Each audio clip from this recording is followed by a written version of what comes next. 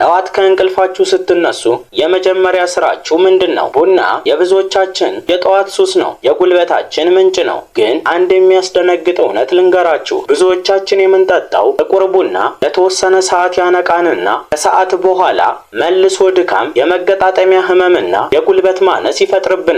ይሄ ካፊን ክራሽ ይባላል። ነገር ግን በዚህ ቡናችሁ ላይ በየኩሽናችሁ የሚገኝ አንድ ማንኪያ ተፈጥሯዊ ቅመም ብትጨምሩበትስ? ቡናችሁ ጣዕሙ ሳይበላሽ ወደ ቦርጭ አቅላጭ፣ ወደ አእምሮ አነቃቂና ወደ ተፈጥሯዊ የህመም ማስታገሻ እንደሚቀየር ብነግራችሁስ? ዛሬ የዓለም የጤና ተመራማሪዎች ያረጋገጡትን ቡናችሁ ላይ በመጨመር ህይወታችሁንና ጤናችሁን የምትቀይሩባቸውን 5 ተፈጥሯዊ ውህዶችን አሳያችኋለሁ። በተለይ ቁጥር 1 እድሜያችሁን ወደ ኋላ የሚመልስ የዘላለም ወጣትነት ሚስጥር ነው። ቡናችሁን ይዛችሁ ጠጋ በሉ። እንጀምር። ወደ ዝርዝሩ ስንገባ 5ኛውና ቀላሉ ነገር ቀረፋ ነው። ስንቶቻችሁ ናችሁ ቡና ከጠጣችሁ በኋላ የልብ ምት መጨመር ወይም ከሰዓት በኋላ ድካም የሚሰማችሁ? ይሄ የሚሆነው ቡና ስኳራችሁን ስለሚያናጋው ነው። ቀረፋን ቡናችሁ ላይ ጣል ስታደርጉ ግን ተአምር ይፈጠራል። አንደኛ፣ የደም ስኳርን ይቆጣጠራል። ሰውነታችሁ ስብን እንዳያከማችና በምትኩ ኃይል አድርጎ እንዲጠቀም ያዘዋል። ሁለተኛ፣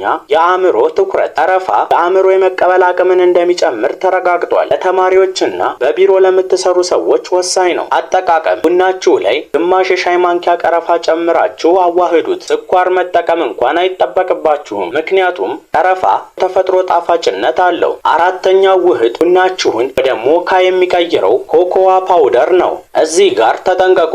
የምለው ስለ ስኳር የበዛበት የቸኮሌት ዱቄት አይደለም፣ ስለ ንጹህና ያልተቀነባበረ ኮኮዋ። ይሄ ለምን ይጠቅማል? አንደኛ፣ የደም ዝውውር። ኮኮዋ የደም ቧንቧዎችን በማለጠጥ ኦክሲጅን ወደ አእምሯችንና ጡንቻችን በደንብ እንዲደርስ ይረዳል። ሁለተኛ፣ የደስታ ሆርሞን። ድብርት ይሰማችኋል? ኮኮዋ የደስታ ሆርሞን ያመነጫል። ጠዋት በደስታና በንቃት እንድትጀምሩ 1 ማንኪያ ኮኮዋ ቡናችሁ ላይ ጨምሩ። ወደ 3ኛው ስንመጣ ብዙ ሰው ግራ የሚጋባበት ግን ቦርጭን ለማጥፋት አንደኛ የሆነው የኮኮናት ዘይት ነው። ዘይት በቡና ብላችሁ እንዳትቀየሙኝ። ይህ ዘዴ በዓለም ላይ ያሉ ታዋቂ ሰዎችና አትሌቶች የሚጠቀሙበት ቡሌት ፕሩፍ ኮፊ ይባላል። የኮኮናት ዘይት ውስጥ MCTs የሚባሉ ቅባቶች አሉ። እነዚህ ቅባቶች በሰውነት ውስጥ እንደ ስብ አይከማቹም፣ ቀጥታ ወደ ጉልበትነት ነው የሚቀየሩት። ጠዋት ቁርስ ሳትበሉ ቡናችሁ ላይ 1 ማንኪያ የኮኮናት ዘይት ጨምራችሁ ብትጠጡ አንደኛ፣ ረሃብን ይቆርጣል። እስከ ምሳ ሰዓት ምግብ አያስፈልጋችሁም። ሁለተኛ፣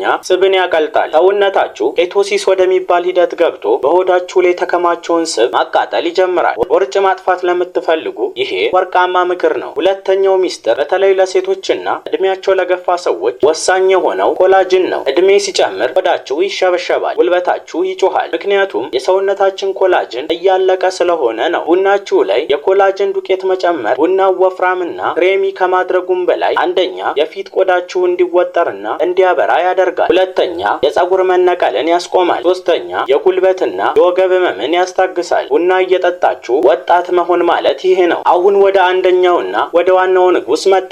እርድ ከቁንዶ በርበሬ ጋር። ይህ ውህድ ለሰው ልጅ የተሰጠ ስጦታ ነው። ዝም ብሎ ቡና መጠጣት አሲዳማነትን ይጨምራል፣ ጨጓራን ይለበልባል። እርድ ግን ይህንን ያስተካክላል። አንደኛ፣ አንቲ ኢንፍላማቶሪ፣ ለሰውነታችን ውስጥ ያለን መቆጣትና ህመም ያጠፋል። ሁለተኛ፣ ከካንሰር ይከላከላል፣ ሴሎቻችንን ከጉዳት ይጠብቃል። አዘገጃጀት። ቡናችሁ ላይ ግማሽ ማንኪያ እርድ እና በጣም ትንሽ ቁንዶ በርበሬ ጨምሩ። ለምን ቁንዶ በርበሬ? ቁንዶ በርበሬ ከሌለ እርዱ ጥቅም የለውም። በርበሬው እርዱን ሰውነታችን እንዲመጣው ያደርገዋል። ጣዕሙን ለመቀየር ትንሽ ማር ወይም የኮኮናት ወተት መጨመር ትችላላችሁ። ውድ የጤናማ ህይወት ቤተሰቦች፣ ቡና መጠጣት ባህላችን ነው። ነገር ግን ቡናን እንደ መጠጥ ብቻ ሳይሆን እንደ መድኃኒትና እንደ ጉልበት ሰጪ መጠቀም የብልህ ሰው ምልክት ነው። እነዚህ ከዘረዘርኳቸው ውስጥ አንዱን በመምረጥ ነገ ጠዋት ሞክሩት። አንደኛ፣ ቦርጭ ከፈለጋችሁ የኮኮናት ዘይት። ሁለተኛ፣ ውበት ከፈለጋችሁ ኮላጅን። ሶስተኛ፣ ጤና እና ህመም ማጥፋት ከፈለጋችሁ እርድ። እናንተ የትኛውን መሞከር ፈለጋችሁ? እስኪ ኮሜንት ላይ እርድ ወይም ቀረፋ እያላችሁ ጻፉልኝ። ቪዲዮ ከጠቀማችሁ ሰብስክራይብ ማድረግ አትርሱ። ጤና